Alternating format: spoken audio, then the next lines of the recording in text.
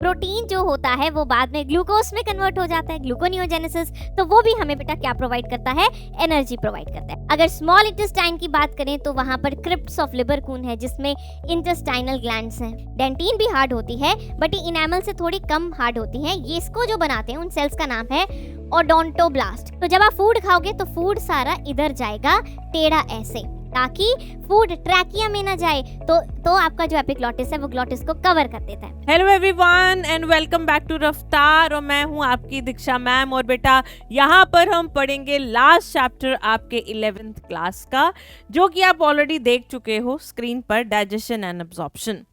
ये चैप्टर की अगर बात करें, ये भी एक ह्यूमन फिजियोलॉजी का चैप्टर है, क्योंकि ये आपको बताता है कि जो आप खाना खाते हैं वो खाना कहाँ जाता है और वो खाना कैसे आपकी बॉडी में डाइजेस्ट होता है, कैसी आपकी बॉडी में अंदर जाता है, अब्जॉर्ब होता है। तो इस चैप्टर को पढ़ने के लिए सबसे पहले हम इन्हीं खाने के बारे में बात करेंगे जिन्हें हम कहते हैं न्यूट्रिएंट्स। क्या कहते हैं?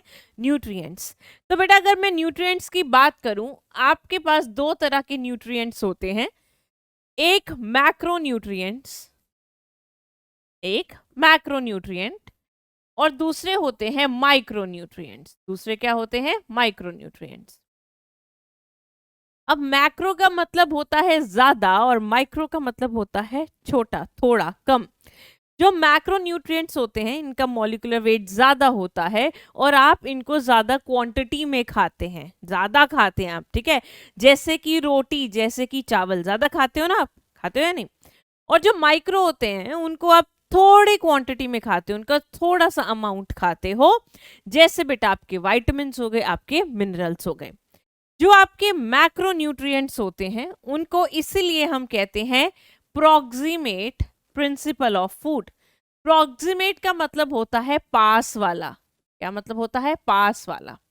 मतलब जो बिल्कुल आपके करीबी है और यही आपको एनर्जी प्रोवाइड करेगा। तो मैक्रो न्यूट्रिएंट्स हमें एनर्जी देते हैं। क्या देते हैं? एनर्जी। एक दिन आप रोटी या फिर ये चावल, कार्बोहाइड्रेट जिसे हम कहते हैं, मत खाइए, देखना फिर क्या लगेगा। बिल्कुल बॉडी में एनर्जी नहीं फील होगी। क्यों? क्योंकि ये वाला फूड हमें क्या देता है? ये वाला फूड हमें एनर्जी देता है। तो क्या आएंगे यहाँ पर? कार्बोहाइड्रेट्स आएंगे, फैट्स आएंगे और प्रोटीन्स आएंगे। तो इनका बेसिकली काम एनर्जी देना होता है। अब आप बोलोगे मैम ठीक है, कार्बोहाइड्रेट में तो ग्लूकोज होता है तो वो एनर्जी बना देगा, तो फैट और प्रोटीन क्यों? बेटा फैट भी तो एनर्जी देता है हमें, प्रोटीन भी। प्रोटीन कैसे देता है? प्रोटीन जो होता है वो बाद में ग्लूकोज में कन्वर्ट हो जाता है, ग्लूकोनियोजेनेसिस, तो वो भी हमें बेटा क्या प्रोवाइड करता है? एनर्जी प्रोवाइड करता है। फाइन। अगर मैं माइक्रोन्यूट्रिएंट्स की बात करूं, ये बहुत कम अमाउंट में होते हैं, बहुत कम अमाउंट में आप खाते हो इनको। तो इनका काम क्या है फिर? इनका काम है आपको प्रोटेक्ट करना। क्या करना? प्रोटेक्ट। इसलिए इनका नाम है protective principles of food. Protective principles of food. Basically आपकी बॉडी में एक तो इंजाइम रिएक्शन कैटालाइज करवाते हैं, इंजाइम रिएक्शन कैटालाइज कराते हैं, कोफैक्टर्स की तरह काम करते हैं। दूसरा, इम्यूनिटी को भी कैटालाइज करते हैं। सुना है जब कोविड में बोलते थे सब कि विटामिन सी खाओ, विटामिन सी खाओ। क्यों खाओ? क्यों? बिकॉज ये एक प्रोटेक्टिव प्रिंसिपल ऑफ फूड है। मतलब ये आपके शरीर को, आपकी बॉडी को प्रोटेक्ट करेगा। तो इसमें आते हैं आपके सारे विटामिन्स, मिनरल्स। क्या आते हैं? विटामिन्स आते हैं, मिनरल्स आते हैं, राइट। तो ये हुए बेटा दो तरह का न्यूट्रिएंट जो आप रोज खाते हो और आपको आज तक नहीं पता था। तो एक होता है मैक्रोन्यूट्रिएंट और एक होता है माइक्रोन्यूट्रिएंट। अब हम न्यूट्रिशन की बात करेंगे। किसकी बात करेंगे? न्यूट्रिशन की बात। अगर मैं न्यूट्रिशन की बात करूं, न्यूट्रिशन वर्ड का मतलब क्या है? सबसे पहले तो जब भी वर्ड न्यूट्रिशन आए, इसका मतलब हम बात कर रहे हैं कि वो जो फूड बना रहा है या फूड खा रहा है वो खुद बना रहा है, अपने शरीर में बना रहा है, या बाहर से ले रहा है। अगर बाहर से ले रहा है तो उसको किस तरह खा रहा है। तो इस हिसाब से अलग अलग तरह के ऑर्गेनिजम्स होते हैं। कैसे होते हैं? अलग अलग तरह के ऑर्गेनिजम्स होते हैं बेस्ड अपॉन द न्यूट्रिशन। जैसे आपने सुना होगा जो प्लांट्स होते हैं वो ऑटोट्रॉफिक होते हैं। क्या होते हैं? ऑटोट्रॉफिक। ऑटो मतलब सेल्फ, ऑटो मतलब सेल्फ, तो ये खुद ही फूड प्रोड्यूस करते हैं। क्या करते हैं? खुद ही फूड प्रोड्यूस करते हैं। So they produce their own food, produce their own food. क्या है इसमें? इसमें आते हैं आपके सारे प्लांट, ठीक है। फिर अगला आता है जैसे कि हम लोग क्या है? हम है हेट्रोट्रॉफिक। क्या है? हम हेट्रोट्रॉफिक। हमारा न्यूट्रिशन क्या है? Heterotrophic nutrition. हम क्या है? हेट्रोट्रॉफ्स हैं। हम क्या है? हेट्रोट्रॉफ्स हैं। क्या हम अपना खाना खुद बनाते हैं? क्या धूप में बैठकर हमारा पेट भर जाता है? नहीं भर जाता। हमें फूड खाना पड़ता है। हम प्लांट्स को खाते हैं, हम एनिमल्स को खाते हैं। तो हम अपना फूड खुद प्रिपेयर नहीं कर सकते। Do not produce their own food. Okay. फिर आते हैं बेटा होलोजोइक मोड ऑफ न्यूट्रिशन। फिर आता है एक होलोजोइक मोड ऑफ न्यूट्रिशन। इसका मतलब क्या है? कि जो एनिमल है, पहले नाम सुनिए होलोजोइक, ठीक है। होलोजोइक मोड ऑफ न्यूट्रिशन क्या है? कि जो एनिमल है वो खाना खा रहा है। वो खाना लिक्विड भी हो सकता है, खाना सॉलिड भी हो सकता है, पर उसका जो फूड है वो उसके माउथ के थ्रू बॉडी के अंदर जा रहा है। कैसे जा रहा है? माउथ के थ्रू बॉडी के अंदर जा रहा है, फिर वहां पे वो डाइजेस्ट होगा। तो ऐसे ही तो हम में भी दिखता है ऐसा न्यूट्रिशन, या नहीं? हम भी तो खाने का निवाला बनाकर माउथ में डालते हैं, राइट? तो हमारा न्यूट्रिशन भी कैसा हुआ? होलोजोइक। सो होलोजोइक क्या होता है? दी एनिमल और organism ingest the food through mouth, ठीक है। फिर उसके बाद वही डाइजेशन होगा, ये सब होगा। फिर आता है बेटा आपके पास सेप्रोट्रॉफ्स। सेप्रोट्रॉफ्स क्या होते हैं? ये बहुत इंपॉर्टेंट आपके फूड चेन में। जो सेप्रोट्रॉफ्स होते हैं, ये सेप्रोट्रॉफिक न्यूट्रिशन है, क्योंकि हम न्यूट्रिशन की बात कर रहे हैं तो हम न्यूट्रिशन की बात करेंगे यहाँ पे। तो सेप्रोट्रॉफिक न्यूट्रिशन कौन सा होता है? जिसमें ऑर्गेनिज्म जो गले सड़ी चीजें, डेड डिकेइंग है, उस पे फीड करते हैं। तो सेप्रोट्रॉफिक में ये फीड करते हैं डेड और डिकेइंग चीजों पे। Feed on dead and decaying. Usually जैसे फंगस होती है, right? Dead and decaying food और ऑर्गेनिज्म। जैसे फंगस है, आप देखना जहां पर कोई गली सड़ी चीजें होंगी, कोई एनिमल मरा होगा, वहां पर फंगस सबसे ज्यादा आएगी। क्यों? क्योंकि वो तो उसका फेवरेट फूड है। सो डेड एंड डिकेइंग चीजों पे जो फीड करते हैं उनको हम सेप्रोट्रॉफ्स कहते हैं। तो अलग अलग ऑर्गेनिज्म में अलग अलग इनमें टाइप्स ऑफ न्यूट्रिशन होती है। अगर हमारी बात करें, हमारे पास क्या है? अगर हम ह्यूमन की बात करें, हमारे पास ये दोनों है। एक हम हेट्रोट्रॉफिक न्यूट्रिशन शो करते हैं, वी आर हेट्रोट्रॉफ्स, हम अपना फूड खुद प्रिपेयर नहीं करते, और दूसरा हम फूड इंजेस्ट करते हैं माउथ से और फिर वो हमारे बॉडी के अंदर जाता है, राइट? तो चलिए अब हम देखते हैं कि ये जो हम सिस्टम पढ़ने वाले हैं, ये सिस्टम में क्या है? ह्यूमन डाइजेस्टिव सिस्टम में क्या क्या बॉडी पार्ट आते हैं आपके? Let's see. So human digestive system की अगर मैं बात करूं, इसकी ह्यूमन डाइजेस्टिव सिस्टम की, आपको क्या लगता है? ह्यूमन डाइजेस्टिव सिस्टम में क्या आता होगा? ह्यूमन डाइजेस्टिव सिस्टम में सबसे पहले फूड कहाँ से जा रहा है बच्चों? फूड जा रहा है तुम्हारे माउथ से, और माउथ के अंदर आप कहते हो ना कि एक फूड पाइप सी होती है, वहां जाता है, तो उसे हम कहते हैं एलिमेंट्री कैनाल। क्या कहते हैं? Alimentary canal. तो ह्यूमन डाइजेस्टिव सिस्टम दो चीजों से बना है, एक है एलिमेंट्री कैनाल और दूसरे हैं ग्लैंड्स, एसोसिएटेड ग्लैंड्स। एसोसिएटेड मतलब जुड़े हुए ग्लैंड्स, किसके साथ? आपके एलिमेंट्री कैनाल के साथ, ठीक है। एसोसिएटेड का मतलब है जुड़ा हुआ, तो these are associated digestive gland. ये ग्लैंड्स कुछ अलग नहीं है, ये जुड़ी हुई हैं कहीं ना कहीं से आपके इस एलिमेंट्री कैनाल के साथ, ठीक है। अब जो एलिमेंट्री कैनाल है ये एलिमेंट्री कैनाल है, ये कहाँ से शुरू होती है? ये एक ट्यूब है बेटा, एक लंबी सारी ट्यूब है। ये शुरू होती है माउथ पे और खत्म होती है एनस में। बट उसके बीच में ये जो ट्यूब का सफर है, ये अलग अलग तरह का है। मतलब मैं कह रही हूँ कि आपको अलग अलग डायमीटर मिलेगा हर कहीं। अगर मैं स्टमक की बात कर रही हूँ, ये भी एक एलिमेंट्री कैनाल का पार्ट है, पर इसका डायमीटर अलग है। स्मॉल इंटेस्टाइन में डायमीटर अलग है। तो एक ही लंबी ट्यूब है, बस जगह जगह पर उसकी शेप और उसका डायमीटर अलग है। सो एलिमेंट्री कैनाल क्या है?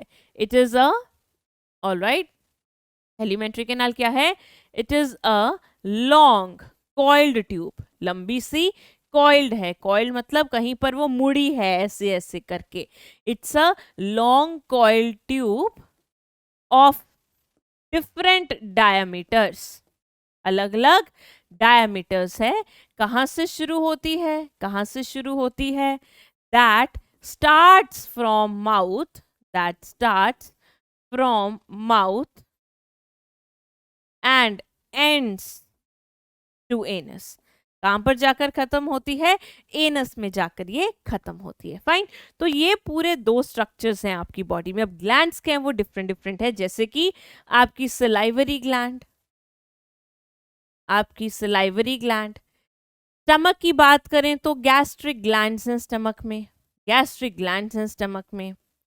अगर स्मॉल इंटेस्टाइन की बात करें तो वहां पर क्रिप्ट्स ऑफ लिबर कून है, जिसमें इंटेस्टाइनल ग्लैंड्स हैं। क्या है?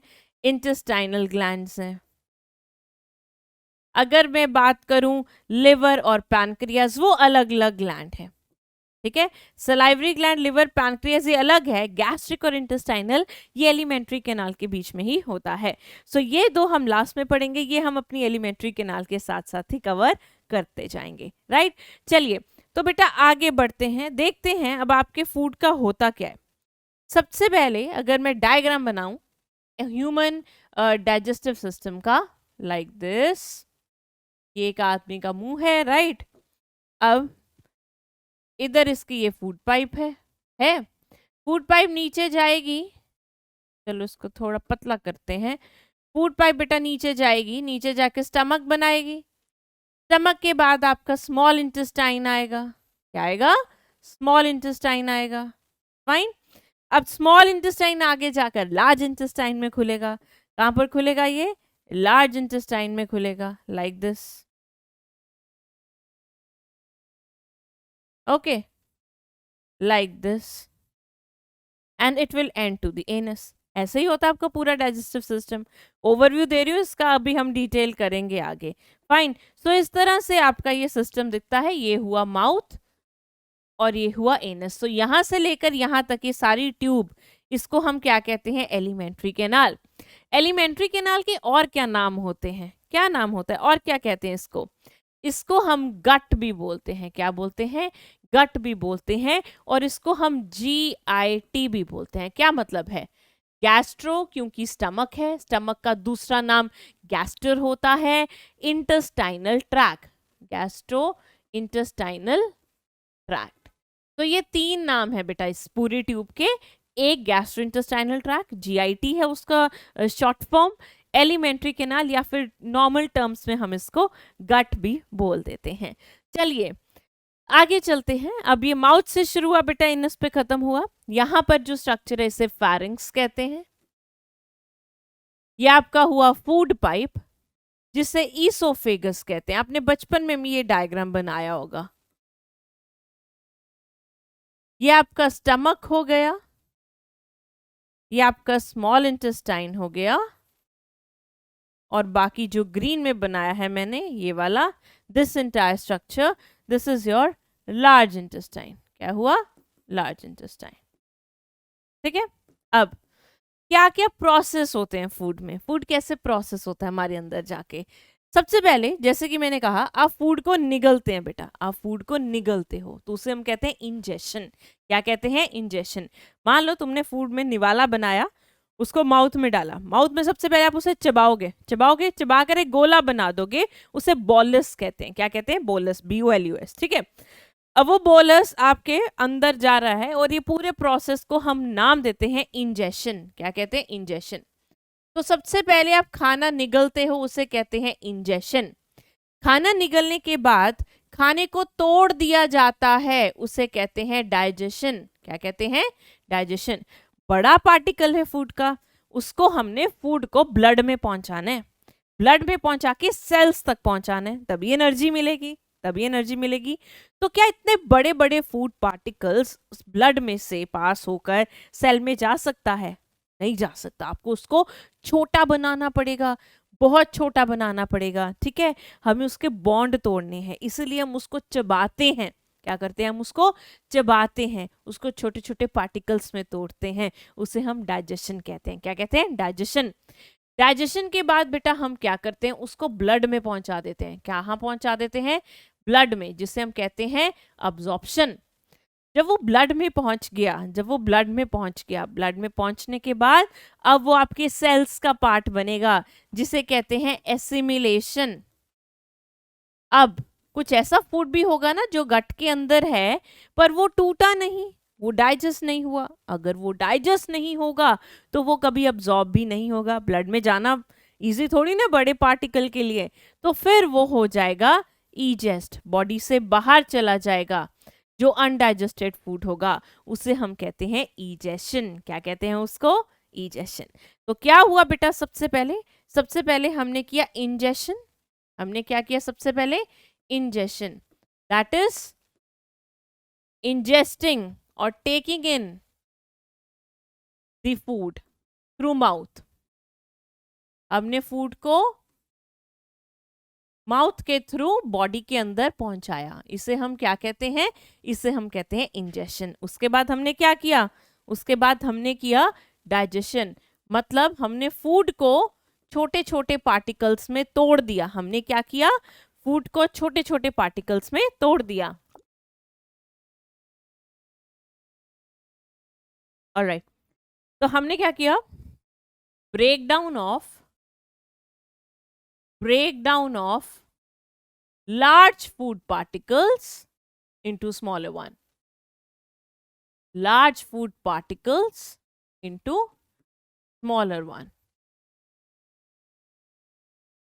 ओके, इससे क्या फायदा होगा, क्या होगा, डाइजेशन एक केमिकल प्रोसेस है, बायोकेमिकल प्रोसेस, इसमें केमिकल्स इन्वॉल्व होते हैं, उन्हें हम क्या कहते हैं, एंजाइम्स। क्या कहते हैं, एंजाइम।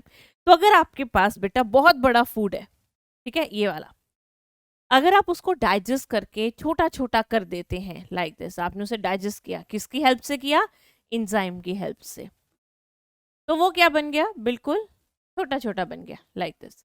अब आराम से ये किस में जा सकता है, अब ये आराम से जा सकता है ब्लड में, और उस प्रोसेस को हम क्या कहते हैं, उसे हम कहते हैं एब्जॉर्प्शन। क्या कहते हैं, absorption. The small digested particles और the small food particles कहाँ जाते हैं, ब्लड में जाते हैं, enter into blood, it enters into blood, ठीक है। अब अगला, इसके बाद अब जो ब्लड है, ब्लड किस कहाँ तक पहुंचाएगा, सेल तक पहुंचाएगा, जिसे हम कहते हैं एसिमिलेशन। क्या कहते हैं, assimilation. the food particles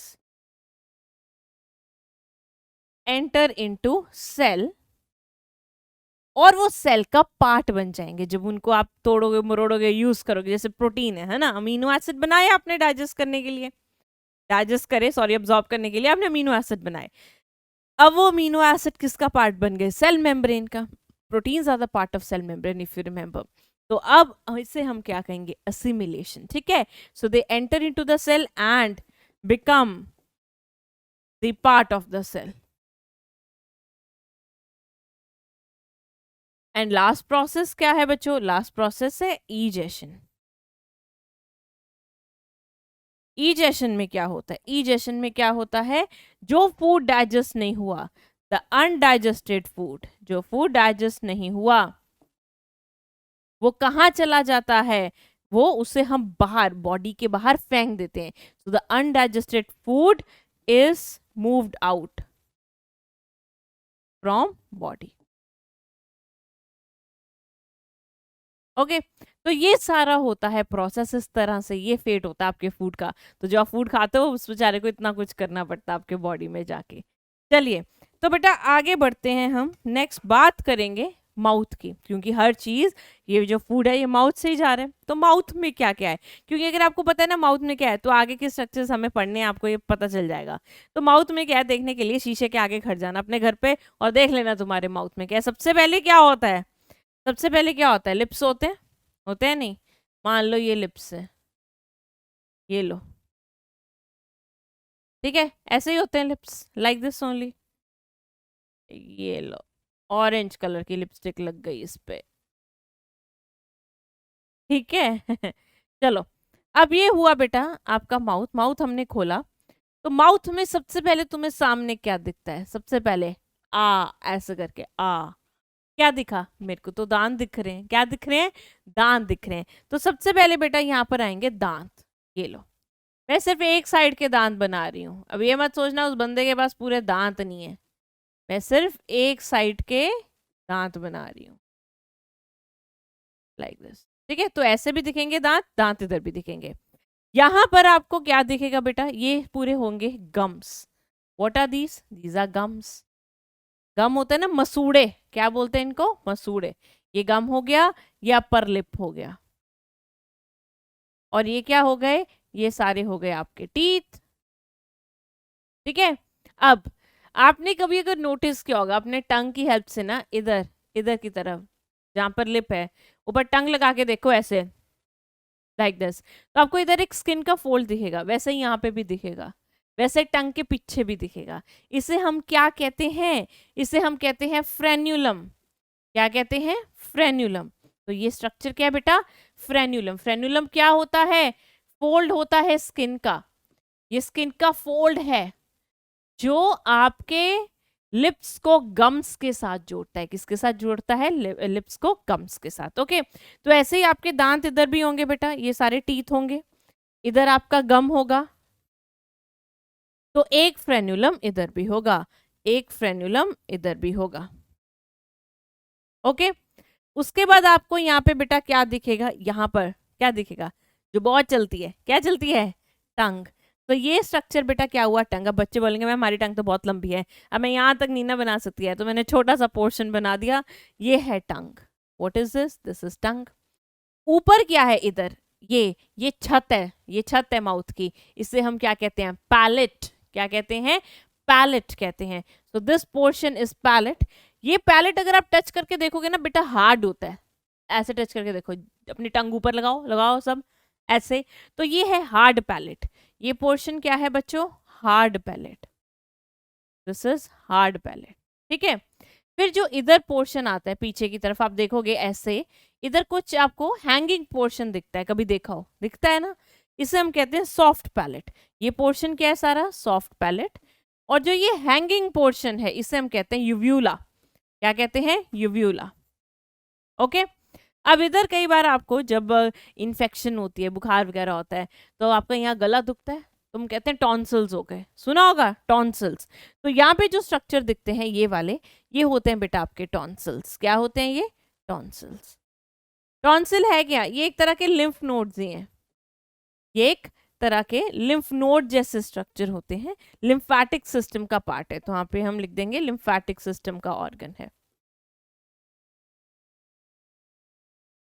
lymphatic system. Okay fine. तो ये जो है आपका माउथ, उसमें ये सारे स्ट्रक्चर देखते हैं, तो इसमें जो हमें सबसे इंपॉर्टेंट स्ट्रक्चर पढ़ना है बच्चों, वो है आपके दांत। क्या है वो? आपके दांत। तो चलिए अब दांत से शुरू करते हैं, जल्दी से दांत से शुरू करते हैं। बट दांत का स्ट्रक्चर देखना भी जरूरी है या नहीं? दांत कैसा दिखता है? दांत ऐसा दिखता है। तो दांत में जो आप स्ट्रक्चर देख रहे हो व्हाइट व्हाइट सा, वो ये वाला पोर्शन है, इसे कहते हैं इनैमल। क्या कहते हैं बेटा इस स्ट्रक्चर को? हम इस पोर्शन को हम कहते हैं इनैमल। इनैमल की अगर मैं बात करूं, it is the hardest part of your body. ये हार्डेस्ट पार्ट है आपकी बॉडी का, इसमें अराउंड 90% कैल्शियम होता है। कितना होता है? 90%, 90। So it is the hardest part of your body, तभी हार्ड हार्ड चीजों को भी ये चबा जाता है। तो जो पोर्शन बाहर दिख रहा है तुम्हें दांत का, ये इतना पोर्शन, हमने तो इसका सेक्शन लिया, हमने तो इसको कट किया है। आपको ये पूरा इधर इतना सफेद पोर्शन दिखता है, इसे कहते हैं क्राउन। क्या कहते हैं? क्राउन। और नीचे वाला पोर्शन जो हड्डी में के अंदर होता है, जो गम्स के भी अंदर, हड्डी के भी अंदर होता है, उसे हम कहते हैं रूट। क्या कहते हैं बच्चों? उसे कहते हैं रूट। तो कितना पोर्शन, इतना आपको दांत का दिखता ही नहीं, ये आपकी हड्डी के अंदर ही लगा हुआ है। तो अगर ये नीचे आपकी हड्डी है ना, तो इस हड्डी के अंदर इसके रूट जमे हुए हैं, टच करके देखो उभरा उभरा लगता है कभी कभी। तो ये रूट पोर्शन आपकी हड्डी के नीचे होगा, और जो बाहर दिख रहा होगा वो क्राउन पोर्शन होगा, और जो उसमें व्हाइट पोर्शन है उसे इनामल कहते हैं, और वो उसमें होता है सबसे ज्यादा कैल्शियम फॉस्फेट, और ये हार्डेस्ट सब्सटेंस है आपकी बॉडी का। ठीक है, अब जो सेल्स इनामल बनाते हैं, देखो है ये भी कनेक्टिव टिश्यू, ये है जैसे हड्डी कनेक्टिव टिश्यू थी, है ये भी कनेक्टिव टिश्यू। तो एक सेल्स हैं जो इनामल बनाते हैं, उन्हें हम कहते हैं they are secreted by the cells, secreted by cells, जिनका नाम है एमीलोब्लास्ट। क्या नाम है बच्चों? एमीलोब्लास्ट। ठीक है, अगर बात करूं मैं, थोड़ी अंदर जाते हैं अब हम, अगर मैं बात करूं अगली लेयर की, अगली लेयर आती है डेंटिन की। तो जो आपको ये लाइट ब्राउन कलर की लेयर ये दिख रही है, और इधर भी दिख रही है, मैं दोबारा इसे शेड कर देती हूं बच्चों, I am shading it up, ये वाला पोर्शन ये दिख रहा होगा सबको, ये ओके। और ये सारी डेंटिन है। डेंटिन भी बहुत हार्ड होती है, बट इनेमल से थोड़ी कम हार्ड होती है। डेंटिन भी हार्ड होती है, बट ये इनेमल से थोड़ी कम हार्ड होती है। ये इसको जो बनाते हैं उन सेल्स का नाम है ओडोंटोब्लास्ट। क्या नाम है? ओडोंटोब्लास्ट। ठीक है, तो जब आपके कई बार दांत सड़ जाते हैं, आप मीठा खाते हैं, ब्रश नहीं करते हैं, तो वहां पे आके बैठ जाते हैं बैक्टीरिया, उनको तो खाना मिल गया, उनके लिए तो पार्टी है, वो तो आपके दांत के ऊपर पार्टी करेंगे। मान लो यहाँ पर कुछ मीठा चिपक गया, आपने ब्रश नहीं किया, अब आएंगे बैक्टीरिया, बैक्टीरिया इस खाने को खाएंगे, और जब वो खाना खाते हैं ना, तो वो कुछ इंजाइम सिक्रीट करते हैं, एसिड सिक्रीट करते हैं। वो एसिड आपके इनेमल को काट देता है, तोड़ देता है, जिसे कहते हैं हम दांत सड़ गया। क्या कहते हैं? दांत सड़ गया। ठीक है, अब जब आप उसका ध्यान नहीं रखते, जब आप उसका और ध्यान नहीं रखते, उसको सड़ने देते हैं, तो दांत इतना सड़ जाता है कि यहां तक का सारा पोर्शन खराब हो जाता है, डेंटिन तक का। और ये जो स्पेस है जिसे हम पल्प कैविटी कहते हैं, क्या कहते हैं? पल्प कैविटी, ये बाहर आ जाती है, ये एक्सपोज हो जाती है, ये दिखने लगती है। इसमें है बहुत सारे नर्व्स और ब्लड वेसल्स। क्या है? नर्व्स हैं बेटा। नर्व्स हल्की सी भी छू जाए तो कहते हैं ना दांतों में तेज झंझनाहट हो गई, आती है ना वो एडवर्टाइजमेंट। हाँ, तो वो क्यों है बेटा? ये नर्व्स है, ये सेंसिटिव हो जाते हैं उसकी वजह से भी, राइट। और दूसरा, अगर आप इसको सारा खत्म कर दे रहे हो, आप ब्रश नहीं कर रहे हो, बैक्टीरिया ने खत्म कर दिया, तो ये नर्व्स बाहर दिखने लगेंगी, नर्व्स बाहर दिखने लगेंगी, और जब हल्का सा भी कोई चीज टच होगा नर्व को, तो आपको एकदम भयंकर दर्द होगा। तो जो आपने सुना होगा ना आरसीटी, रूट कैनाल ट्रीटमेंट, तो उसमें ये जो पोर्शन है रूट कैनाल, इसको खत्म कर देते हैं। क्यों? क्योंकि ये सारा सड़ चुका है। तो ये जो है इसे हम रूट कैनाल कहते हैं, इस पोर्शन को कहते हैं रूट कैनाल। और ये जाती है पल्प कैविटी की तरफ, अंदर है सारा पल्प। पल्प क्या होता है? पल्प तो एक कनेक्टिव टिश्यू है, और आपको पता है कनेक्टिव टिश्यू के अंदर क्या होता है? नर्व्स और ब्लड वेसल्स। ठीक है, अब ये है हड्डी, हड्डी के अंदर रूट पोर्शन ऐसे एम्बेडेड है। ठीक है, अगर मैं बोलूं ये रूट, ये हड्डी है मेरी नीचे वाली, उसमें ऐसे दो जगहें, ये मेरे दांत का रूट है, वो रूट ऐसे फिक्स हुआ होगा, वो रूट ऐसे फिक्स हुआ होगा। ऐसी डेंटिशन को मैं कहती हूँ थीकोडोंट। क्या कहती हूँ? थीकोडोंट। थीकोडोंट डेंटिशन हमारा कैरेक्टर है, क्रोकोडाइल का कैरेक्टर है। इसका मतलब होता है कि जो रूट है वो दांत के अंदर फिक्स है, एकदम अंदर इम्बेड हो रखा है, फिक्स हो रखा है, जाम हो चुका है। ठीक है, तो इसे हम थीकोडोंट डेंटिशन कहते हैं। अब बेटा उसको हड्डी के साथ लगना है, हड्डी के साथ लगना है, तो ये कैसे लगता है? देखिए सबसे पहले कैसे लगता है। सबसे पहले बेटा क्या होगा, मान लो दिस इज योर बोन, ये आपके नीचे वाले जॉ की हड्डी है। इस बोन को मैं क्या कहती हूँ? Alveolar bone. क्या कहती हूँ इसे? Alveolar bone. और ये एल्वियोलर बोन में है जगह जिसे हम कहते हैं सॉकेट, खाली जगह। इन खाली जगह को मैं क्या बोलूंगी? सॉकेट। ये जो सॉकेट है इसके ऊपर एक लेयर चढ़ा रखी है हमने। वो लेयर किसकी है? वो लेयर है गम की। किसकी लेयर है बेटा? गम की, मसूड़ों की। तो इस तरह गम को पहले हमने चढ़ा रखा है ऐसे। ठीक है, सो ये लेयर किसकी हुई बच्चों? ये हुई गम की लेयर। ओके, अब आया आपका दांत। कौन आया? आपका दांत। जो दांत है उसका कौन सा पोर्शन आएगा? रूट। कौन सा पोर्शन आया? रूट आया। ठीक है, ये आपका सॉकेट है। कौन सा पोर्शन आया बेटा? रूट आया। अब जो रूट है उसको स्ट्रॉन्ग करने के लिए साइड में लगाया जाता है सीमेंटम। क्या लगाया जाता है? सीमेंटम, सीमेंट जैसा नीचे लगाया गया सीमेंटम, ऐसे, ठीक है। तो ये सीमेंटम का काम क्या है? उसको स्ट्रॉन्ग बना के रखता है। क्या बना के रखता है? स्ट्रॉन्ग बना के रखता है। अब दांत भी एक हड्डी की तरह है और ये भी एक हड्डी है, और हड्डी को हड्डी से कौन जोड़ता है? लिगामेंट। कौन जोड़ता है? लिगामेंट। तो यहाँ पर हड्डी को हड्डी से कौन जोड़ेगा? हड्डी को हड्डी से कौन जोड़ेगा? Periodontal ligament. कौन जोड़ेगा बेटा? Periodontal ligament. इसे फिक्स रखेगा अपनी जगह पर। सो ये ग्रीन ग्रीन सा क्या है? Periodontal ligament. क्या काम है इस लिगामेंट का? पेरियोडोंटल लिगामेंट, इसका काम है कि ये जो रूट पोर्शन है, ये क्या है?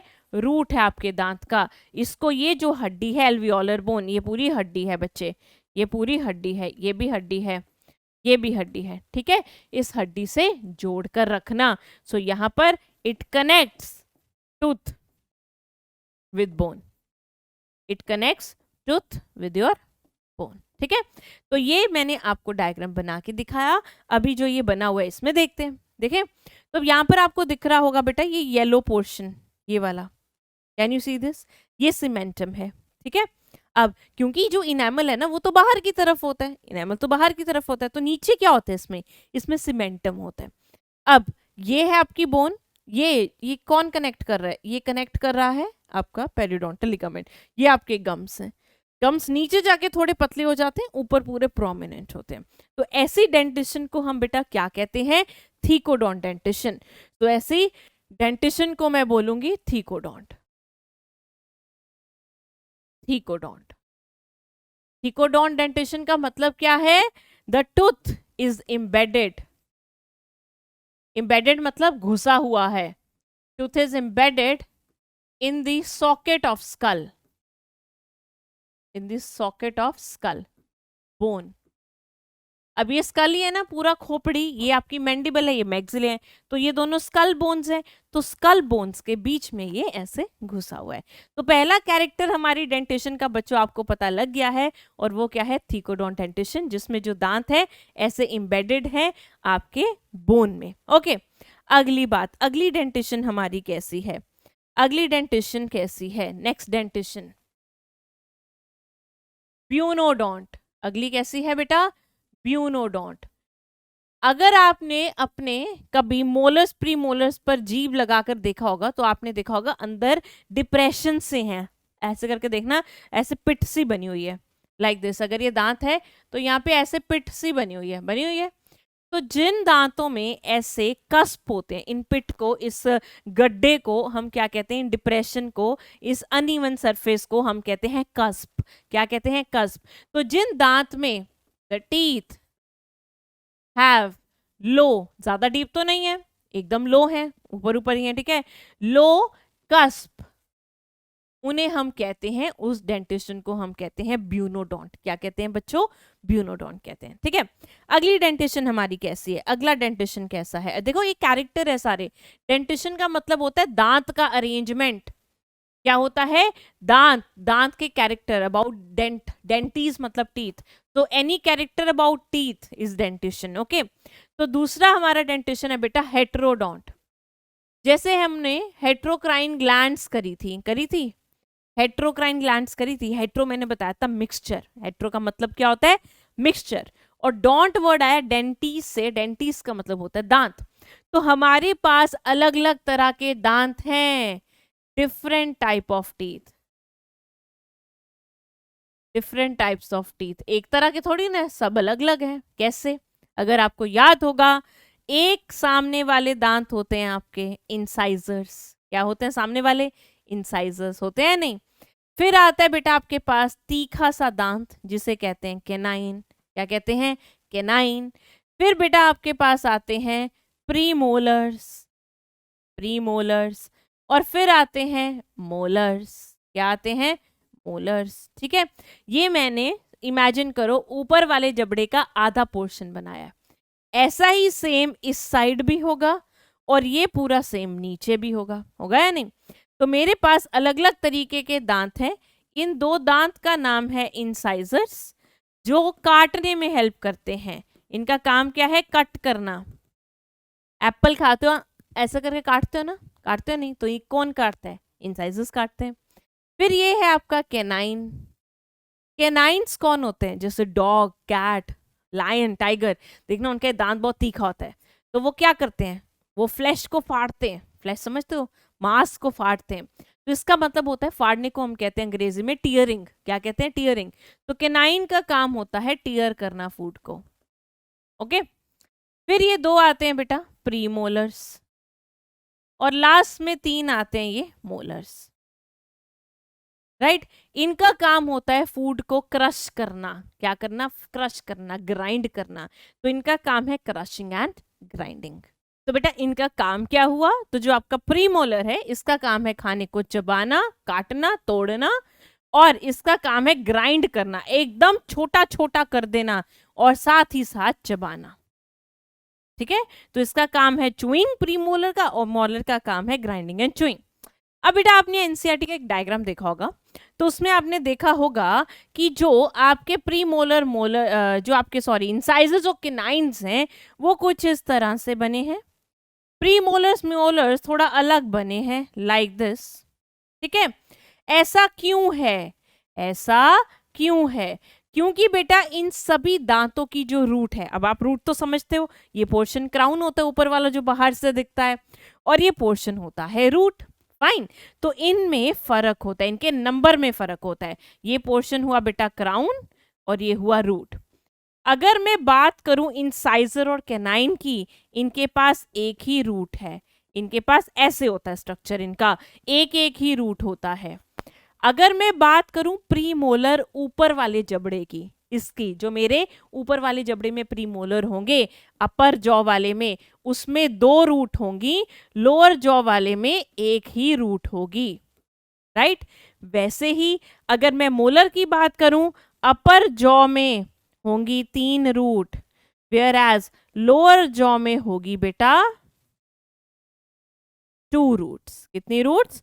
2 रूट्स। ठीक है। ये 2 थोड़ा टेढ़ा सा हो गया, हम ऐसे लिख देते हैं, कोई बात नहीं। ओके। तो इनके रूट में फर्क होता है। तो जैसे जितनी रूट होगी वो उतना ज्यादा अच्छे से बैठा होगा उसमें, आपके उतना ज्यादा टाइटली बैठा होगा आपके जबड़े की जो बोन है उसमें। ठीक है। तो ये बात जरूर याद रखनी है। एनसीईआरटी में आप बोलोगे मैम ये तो मेंशन नहीं है, बट उन्होंने डायग्राम में जरूर बनाया है, तो याद रखना किसमें कितनी रूट्स होती हैं। ओके बच्चा। तो ये हुई आपकी हेटेरोडोंट डेंटिशन। अब एक जो सबसे इंपॉर्टेंट डेंटिशन है, हमारे जो दांत है जीवन में कितनी बार आते हैं? हमारे जो दांत है जीवन में 2 बार आते हैं। तो ऐसी डेंटिशन को हम कहते हैं डायफायोडोंट। क्या कहते हैं? डायफायोडोंट। मतलब डाई मतलब 2, फायो मतलब रिपीट, डोंट मतलब डेंटिस्ट से आया है वर्ड। डेंटिस्ट का मतलब होता है टीथ। तो आपके जीवन में आपके दांत 2 बार इरप्ट होते हैं। इरप्ट का मतलब फूट के बाहर आते हैं। फूट के बाहर आते हैं। कहां से बाहर आते हैं? आपके जबड़े की बोन से। ठीक है। तो हमारे पास बेटा हमारी डेंटेशन है डायफायोडोंट। 2 बार आए दांत। पहली बार जो दांत आए उनका नाम था मिल्क टीथ, दूध वाले दांत। क्या नाम था? दूध वाले दांत। ठीक है। उनको हम डेसिडुअस टीथ भी कहते हैं। क्या कहते हैं? Deciduous teeth. क्यों कहते हैं डेसिडुअस? डेसिडुअस का मतलब क्या हुआ? जो चीज झड़ जाती है। डेसिडुअस प्लांट्स क्या होते थे? जो लीव्स झाड़ देते हैं अपने, है ना, सीजनली। तो ये डेसिडुअस है क्योंकि ये झड़ जाएंगे। तो हम अगर बात करें हमारे कौन से दांत डेसिडुअस थे, उसके लिए आपको एक चीज याद करनी होगी या समझनी होगी सबसे पहले। On the first place dental formula. अब ये कोई फिजिक्स का फॉर्मूला नहीं है, बहुत सिंपल है। ठीक है। अगर मैं बात करूं, एक तो हमारे पास दांत आए हैं मिल्क टीथ, जिन्हें डेसिडुअस कहते हैं। जब ये झड़ जाते हैं बेटा तो फिर कौन से दांत आते हैं? Permanent teeth. कौन से आते हैं? Permanent teeth. ठीक है। जो अभी आपकी मैडम के पास है, परमानेंट टीथ। ओके बच्चों। अब ये जो नंबर है इनका या टाइप है वो अलग होता है। बचपन में आपके पास कुछ दांत थे, बड़े होके वो नहीं थे। तो अगर मैं बात करूं, मैंने जो ये जबड़ा बनाया, ये मैंने एक साइड का बनाया था अपर जॉ का, जैसे कि मैंने आपको बताया एक साइड का बनाया था अपर जॉ का। तो इसमें बेटा अगर मैं बोलूं ये परमानेंट टीथ है आपके। कौन से? परमानेंट। तो आपके पास कितने इंसाइजर है एक साइड में? 2 इंसाइजर्स है। ठीक है। हम यहाँ पे लिखते हैं कितने इंसाइजर हैं बच्चों, 2। कितना कैनाइन है, 1। कितने प्रीमोलर है, 2। और कितने मोलर है, 3। तो मतलब मेरे जो परमानेंट टीथ का डेंटल फॉर्मूला होगा वो क्या होगा, मेरे अपर जॉ के एक साइड में 2 1 2 3 टीथ हैं, 1 incisor, 2 incisor, 1 canine, 2 premolar and 3 molar. और मेरे लोअर जॉ में भी एक साइड में इतने ही टीथ हैं। अगर मैं 2 से मल्टीप्लाई कर दूं तो मेरे ये सारे दांत होंगे। समझ में आई बात, आई या नहीं? तो ये अपर जॉ का हुआ, ये कौन से जॉ का हुआ, अपर जॉ। ये हुआ बेटा लोअर जॉ का एक साइड। अब 2 से मल्टीप्लाई क्यों कर रहे हो, क्योंकि 2 साइड है। सो 2 1 2 3 इधर, 2 1 2 3 इधर, 2 1 2 3 इधर, 2 1 2 3 इधर।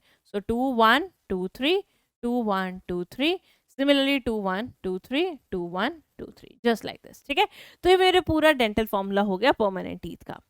मिल्क टीथ की बात करते हैं। जब आप बच्चे थे तब आपके पास बेटा कितने दांत थे, 2 1 0 2, 2 1 0 2 इंटू 2। कहने का भाव कि अपर जॉ में 2 इंसाइजर, 1 कैनाइन, प्रीमोलर था ही नहीं एंड 2 मोलर थे आपके पास। तो ये कौन सा जॉ हुआ, अपर जॉ, ये कौन सा हुआ, लोअर जॉ।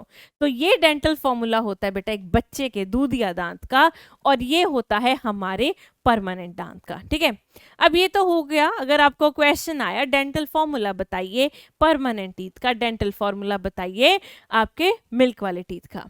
अब एक और क्वेश्चन आ सकता है, उसने पूछा मोनोफायोडोंट टीथ और डाइफायोडोंट टीथ का डेंटल फॉर्मूला बताओ। अब आप क्या करोगे बताओ, चुप करके बैठ जाओगे, क्वेश्चन नहीं सॉल्व करोगे? ऐसा तो हमने होने नहीं देना जब तक हम जिंदा हैं बच्चों। तो मोनो क्या होता है, एक बार, फायो मतलब रिपीट, एंड डोंट का मतलब है दांत। ये तो अब आपको पता। अब हमें ये जानना है कि कौन से दांत है जो जीवन में एक ही बार आए हैं, एक ही बार आए हैं। देखो, जब तुम बच्चे थे तुम्हारे पास इंसाइजर थे, तो वो इंसाइजर दोबारा तुम्हारे परमानेंट में भी आए। जब तुम बच्चे थे तुम्हारे पास कैनाइन थे, पर वो दोबारा फिर आए। जब तुम बच्चे थे तुम्हारे प्रीमोलर नहीं थे, प्रीमोलर सिर्फ तब आए जब तुम बड़े थे, तो ये एक ही बार जीवन में आया ना, एक ही बार आया। वैसे ही जब तुम बच्चे थे तुम्हारे पास 2 मोलर था, बट ये तीसरा एक एक्स्ट्रा आ गया जो भी एक बार जीवन में आया। तो जो दांत जीवन में एक ही बार आए हैं तुम्हारे, जब तुम बड़े हुए, परमानेंट टीथ में ही है, मिल्क टीथ में नहीं है, तो उनका फॉर्मूला बना 0021 0021 इंटू 2। ठीक है, बाकी वही रहेगा, इंसाइजर, कैनाइन, प्रीमोलर, मोलर। ये अपर जॉ की बात, ये लोअर जॉ की बात। ठीक है, अब कौन से दांत जो जीवन में 2 बार आए हैं, पहले दूधिया दांत की फॉर्म में भी आए थे, फिर परमानेंट दांत की फॉर्म में भी आए, तो वो कौन से हैं बेटा, वो कौन से हैं? इंसाइजर भी है, कैनाइन भी है, इंसाइजर भी है, कैनाइन भी है, और ये वाला मोलर है। एक वाला बाद में आया था एक्स्ट्रा, 2 वाले तो पहले भी थे, तो ये जीवन में 2 बार आए ना। तो डाइफायोडोंट का क्या फॉर्मूला बनेगा, 2102 2102 इंटू 2। ठीक है, तो अपर jaw, lower jaw, incisor, canine, premolar, molar. Okay, तो ये आपका बेटा डाइफायोडोंट डेंटिशन का डेंटल फॉर्मूला है। मतलब द टीथ जो जीवन में कितनी बार आए, 2 बार आए, that appear twice in life. Okay, चलो, और monophyodont they appear once in life. Once in life when, during permanent dentition, during permanent dentition, जब आपके सीधा परमानेंट ही आई, ये मिल्क टीथ में नहीं थे। तो याद रखना, इसका और मिल्क टीथ का डेंटल फॉर्मूला सेम है, ये बिल्कुल अलग है मोनोफायोडोंट। परमानेंट तो तुम्हें याद वैसे ही रहता है ना, सिंपल। अब कभी भूलोगे नहीं, भूलना है। तो बेटा हमारा डेंटिशन कैसा हुआ, पहला हमारा डेंटिशन हुआ कि जीवन में दांत 2 बार आते हैं, डाइफायोडोंट। फिर बेटा हमारा डेंटिशन हुआ हेट्रोडोंट की अलग अलग तरह के दांत हैं। फिर हुआ ब्यूनोडोंट, उसमें छोटे छोटे कस्प हैं। और उसके बाद हीकोडोंट की हड्डी में आपका दांत एम्बेडेड है, फंसा हुआ है, राइट। तो ये हुआ बेटा आपके टीथ की बात। अब माउथ में और क्या होता है, माउथ में और क्या होता है, वही जो मैम की बहुत ज्यादा चल रही है, चलेगी तो पढ़ाएगी ना यार मैम, क्या है वो, टंग। क्या है, टंग। तो चलो बात करते हैं बच्चों टंग की, बात करेंगे अब टंग की। Okay, so let's talk about tongue. अगर मैं टंग की बात करूं बच्चों, तुम्हारी जीभ किसकी बनी है, कौन सी मसल है तुम्हारी जीभ में, बताओ कौन सी है। अपने आप बोल रही हूँ ना मैं, है मेरे कंट्रोल में मेरी टंग या नहीं। क्या कहते हैं, अपनी टंग कंट्रोल में रखो। तो जो कंट्रोल में रखा जाता है वो वॉलेंट्री होता है। तो इसमें मसल कौन सा हुआ, इसमें मसल हुआ बच्चों स्केलेटल मसल। कौन सा मसल हुआ, स्केलेटल मसल, इसमें होता है स्केलेटल मसल। ठीक है, जो आपकी ये टंग है ये एक एक्सेसरी स्ट्रक्चर है, मतलब अलग कह लो, इतना डाइजेशन में इतना रोल नहीं है। अगर मैं डाइजेशन की बात करूं, बोलने में बहुत रोल है, जो मैं वर्ड्स बना रही हूँ उसमें ये हेल्प करता है। अब आप बोलोगे मैम वॉइस बॉक्स तो लैरिंग्स है, तो ये कैसे हेल्प कर रहा है। बेटा आप जब बोलते हो तो टंग ऊपर नीचे होती है। तो ये आपके वर्ड फॉर्मेशन में और आपके एक्सेंट में, जैसे अमेरिकन एक्सेंट अलग होता है ना, ब्रिटिश एक्सेंट अलग होता है नहीं, तो उन दोनों के एक्सेंट डिफरेंट क्यों है, अब इंडियन तो बिल्कुल ही अलग है, हमारे टंग की मूवमेंट की वजह से, हमारे टंग की मूवमेंट की वजह से। तो वॉइस साउंड बनाना तो लैरिंग्स का काम है, पर उस साउंड में से वर्ड्स बनाना वो आपके टंग का काम है। तो टंग के फंक्शन क्या क्या हुए, अरे अरे टंग के फंक्शन क्या क्या हुए, क्या क्या करता है। एक तो आपको बोलने में हेल्प कर रहा है, और क्या करता है, फूड को मिक्स करने में हेल्प करता है। फूड मिक्सिंग, जब आप खाना खाते हो तो ये भी थोड़ा थोड़ा फूड को मिक्स करने में हेल्प करता है।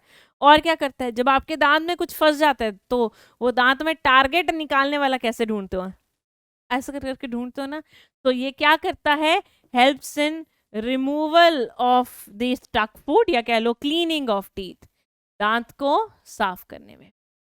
और सबसे इंपॉर्टेंट, जीभ का स्वाद, बोलते हैं ना जीभ का स्वाद है, ये तो कुछ नहीं है खाना, ये तो जीभ का स्वाद होता है, खाना तो वो खाओ जो सेहत के लिए अच्छा है, बोलते हैं ऐसे या नहीं। तो ये क्या करता है बेटा, इसमें टेस्ट बड्स होते हैं। क्या होते हैं, टेस्ट बड्स, जो हमें टेस्ट का सेंसेशन देते हैं। बेसिकली इनमें ना एक छोटे छोटे स्ट्रक्चर होते हैं, उभरे हुए छोटे छोटे ऐसे, उन्हें पैपिला कहते हैं। क्या कहते हैं, पैपिला। पैपिला के अंदर घुसे होते हैं टेस्ट बड्स, हमने किया था ना न्यूरल में टेस्ट बड, वही वाले बिल्कुल।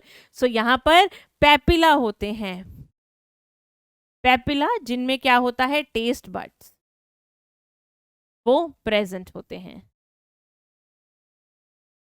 Are present. तो उनका काम क्या होगा बेटा, आपको भी पता है, स्वाद में हेल्प करेगा। तो चलिए देखते हैं कैसे दिखती है आपकी जीभ, कैसे दिखती है, इस तरह से, लाइक दिस। ठीक है, ये जो पोर्शन है ऊपर वाला, ये पीछे की तरफ होता है, ये तुम्हें नहीं दिखता। आप देखोगे ऊपर से जीभ उभरी होती है तो ये ऐसे पीछे की तरफ गया होता है। If this is the tongue, ये मैं ऐसे दिखा रही हूँ, पर आपकी टंग ऐसे पड़ी होती है, ऐसे। तो क्या आपको मेरा ये वाला पोर्शन दिख रहा है, नहीं दिख रहा ना। तो ये कौन सा पार्ट है, फेरेंजियल पार्ट, फेरिंग्स की तरफ है, तो इसे हम कहते हैं फेरेंजियल पार्ट। ठीक है, अब यहाँ पे है एक छोटा सा गड्ढा, हिंदुस्तानी है तो सड़क में गड्ढे तो मिलेंगे ही, छोटा सा गड्ढा, और यहां से निकल रही हैं दो सड़कें। क्या निकल रही हैं, दो सड़कें। ठीक है, ये लो इस गड्ढे का नाम है, अरे नाम रख दिया, बिल्कुल, इस गड्ढे का नाम है फोरामेन सीकम। इसका टेस्ट से कुछ लेना देना नहीं है, बस ये स्ट्रक्चर इसका पार्ट है। वैसे यहाँ पर भी जो ये गली सी बन रही है, इसका नाम है सल्कस टर्मिनालिस।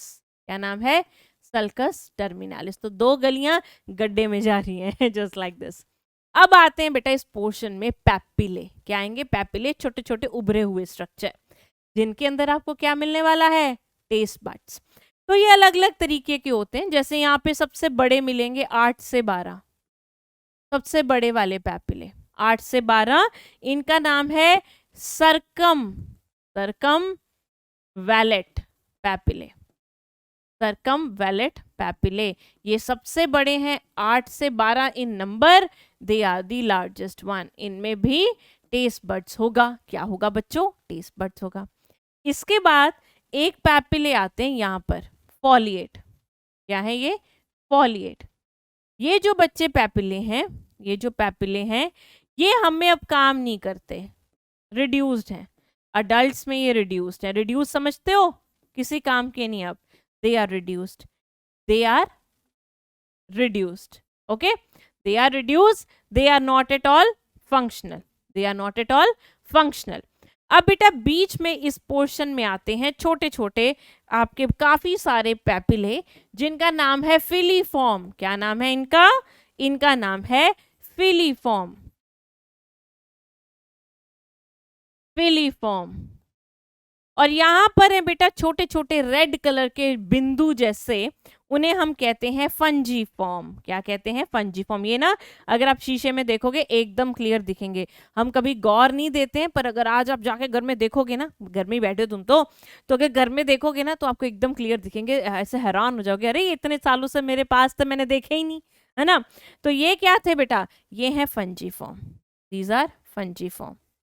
ये रेड डॉट्स, फंजीफॉर्म पैपिले। तो इन सब पैपिले का काम क्या होता है बेटा? These are like red dots. इनका काम होता है, ऑब्वियसली आपको भी पता है, टेस्ट। कैसा कैसा टेस्ट आप कर सकते हो? सॉल्टी, मीठा, नमकीन, कड़वा। पर जो मिर्ची क्या है, मिर्ची का कोई टेस्ट नहीं होता। मिर्ची का टेस्ट क्यों नहीं होता? उसके कोई टेस्ट बड्स नहीं है, उसके कोई टेस्ट बड्स नहीं है। तो फिर क्या है? ऐसा क्या है? जितनी भी नर्व्स होती है ना, मिर्ची उसे सुन्न कर देती है। मिर्ची जो होती है उन नर्व्स को सुन्न कर देती है, तो उससे हमें मजा आता है। क्या आता है? मजा। तो मिर्ची का कभी भी कोई टेस्ट नहीं होता, मिर्ची का सिर्फ मजा होता है। ठीक है, तो चलो ये थी बेटा आपकी टंग, और टंग में थे ये अलग अलग तरह के आपके सारे पैपिले, जिनके अंदर क्या होता है? टेस्ट बड, जो क्या करते हैं? Obviously test. चलिए अब करते हैं बेटा, माउथ से आगे बढ़ते हैं। अब हम मान लो ये जो हमने स्ट्रक्चर बनाया था, ये माउथ था, है ना।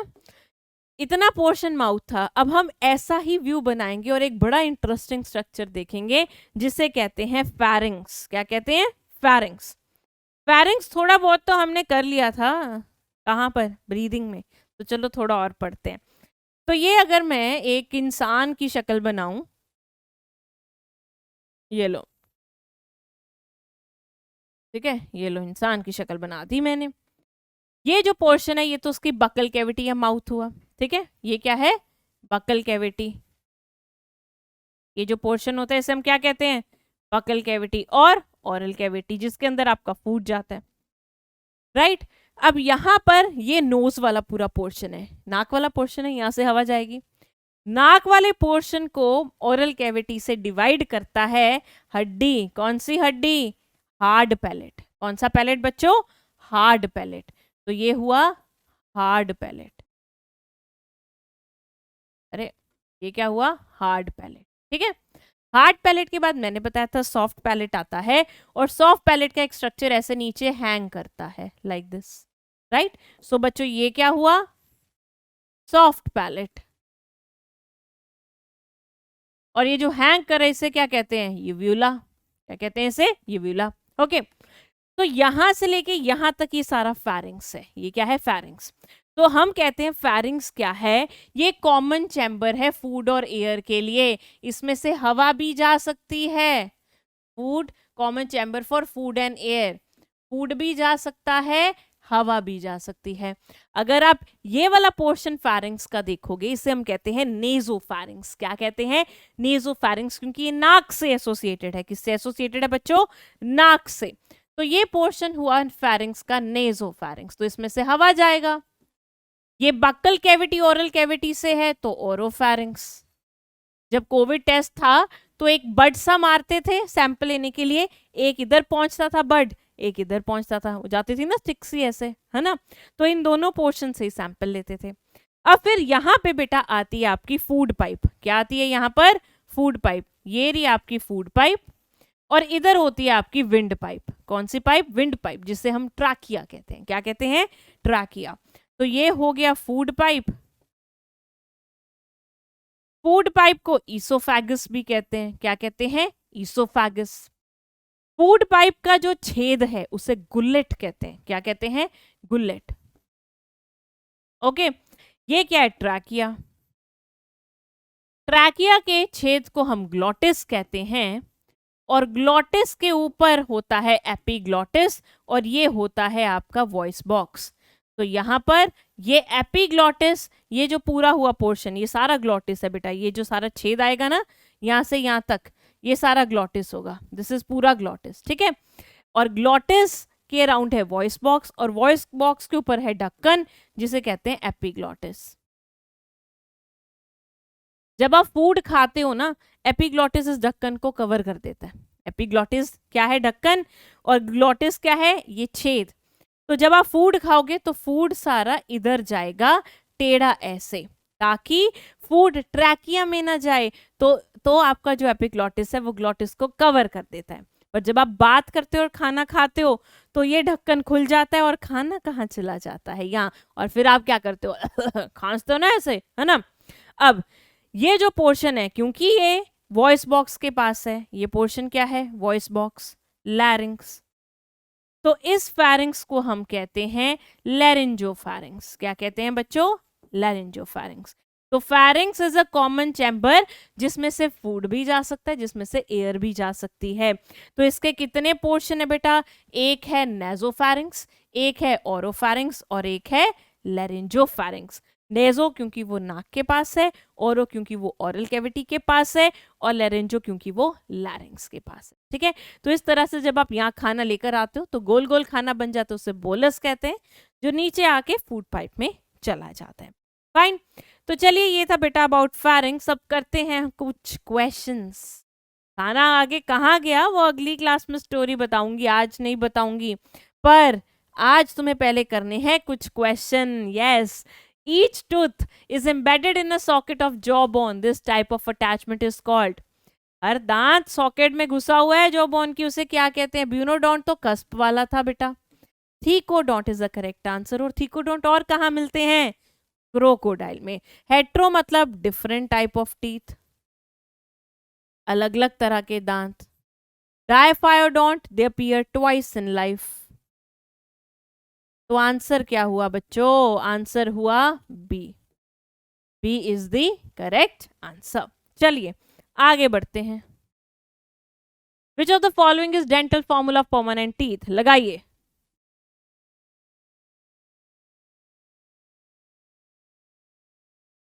परमानेंट टीथ का डेंटल फॉर्मूला क्या था बच्चों? 2 1 2 3 2 1 2 3 इंटू 2। तो इंटू 2 नहीं दिया तो आपको सिंपल दूसरा ही देखना है। सो मतलब आंसर हुआ ए। ये किसका था? ये था मिल्क टीथ का, और दूसरा डायफायोडोंट टीथ का, ये डेंटिशन का, ठीक है। ये किसका था बेटा? मोनोफायोडोंट का। ये किसी का ही नहीं है ह्यूमन में, ठीक है। तो आंसर क्या हुआ बच्चे? ये आंसर हुआ। ओके चलो। The hard chewing surface of teeth made up of dash helps in mastication of food. Dentin enamel root cementum. ये कह रहा है आपके दांत का वो पोर्शन जो फूड को मेस्टिकेट मतलब कटिंग, च्यूइंग, ग्राइंडिंग, इसमें हेल्प करता है। मेस्टिकेशन मतलब तोड़ना उसे, फूड को चबाना। कौन है वो पोर्शन? बाहर की तरफ क्या दिखता है? सफेद सफेद। और सफेद सफेद क्या होता है बेटा? ठीक है, कईयों के पीले भी होते हैं, वो बात अलग है। तो वो क्या है बेटा? वो है आपका इनेमल। आंसर हुआ, ठीक है। डेंटिन तो अंदर है, रूट तो वैसे ही नीचे धसी पड़ी है, और सीमेंटम तो वो सीमेंट सा था, है ना। रूट वैसे भी जमीन के नीचे ही होती है, हमारे दांत के भी नीचे ही है यार, ठीक है। आगे। The oesophagus and the trachea opens into लैरिंग्स, pharynx, buccal cavity, mouth. अरे बहुत बढ़िया क्वेश्चन है। देखो ये बंदा है ना, ये बंदे का ट्रैकिया, ये बंदे का ईसोफेगस है। ये दोनों बेटा इधर खुल रहे हैं। इस चैम्बर का नाम क्या था? फेरिंग्स। क्या नाम था इसका? फेरिंग्स। उसने तो आपको 3 फेरिंग्स के टाइप भी नहीं पूछे, उसने तो सिंपल पूछ लिया। तो ये दोनों कहाँ खुलते हैं बेटा? फेरिंग्स में खुलते हैं। तो आंसर हुआ बच्चों B. B for bat, B for भला करो। चलो आगे। Which of the following teeth have 3 roots? Molar, incisor, canines and premolar. किसके 3 रूट हैं? देखो सिंपल, इंसाइजर कैनाइन का तो एक ही रूट था, है ना। प्रीमोलर अपर जॉ वाले के 2 रूट हैं, लोअर जॉ वाले का एक ही रूट था। अब मोलर में अपर जॉ वाले के 3 थे, लोअर जॉ वाले का 2 था, उसने आपको कॉम्प्लिकेट किया ही नहीं, कहते बस मुझे इतना बता दो इनमें से किसके 3 रूट होते हैं, तो आपको पता है अब किसके होते हैं बच्चों, मोलर के होते हैं। सो मैक्सिमम किसका होता है, मोलर का होता है, ठीक है। चलो दैट्स इट। तो बेटा ये था आपका इंट्रोडक्शन पार्ट थोड़ा डाइजेस्टिव सिस्टम का। अभी तक हमने खाना मुंह में पहुंचाया है, अभी इसके बाद हम कहाँ पर लेकर जाएंगे, ईसोफेगस, स्टमक, आगे बहुत कहीं जाना है, खाने को डाइजेस्ट होना है। तो ये पढ़ के जल्दी से आइएगा, हम अगली क्लास में पढ़ेंगे अबाउट दी डाइजेशन प्रोसेस, कैसे खाना गया। डाइजेशन में तो अभी टाइम है, खैर अभी हम देखेंगे ईसोफेगस कैसा दिखता है, आपको स्टमक कैसा दिखता है, स्मॉल इंटेस्टाइन कैसा दिखता है, गट पूरी कैसे दिखती है, किसकी बनी है, फ्लान एंड डिमकान एंड लॉट्स ऑफ थिंग, ठीक है। So I will meet you in the next class, till then bye bye, take care, पढ़ाई करते रहो, work hard, do not ever give up, bye bye.